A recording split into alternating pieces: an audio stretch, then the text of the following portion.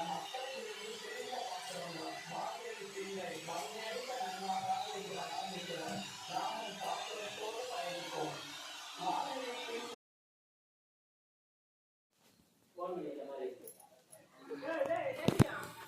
viewers, very good morning. Have a nice day. Today மார்கழி மாதம் முதல் நாளுங்க. ரொம்ப நல்லா இருக்கும். ஸோ நேற்று நான் என்ன பண்ணேன் அப்படின்னா ஊருக்கு போயிட்டு வந்தோம். நான் என்னெல்லாம் போட்டிருக்கேன்னா ரெண்டு கப்பு அரிசி, 2 கப்பு அரிசி, 1 கப்பு சுண்டல், 1 கப்பு பாசிப்பயிறு, 1/2 கப்பு தோரம்பருப்பு, அரை கப்பு பாசி பருப்பு. ஸோ இதெல்லாம் போட்டு ஒரு 8 o'clock நான் ஊற வச்சுட்டேன்.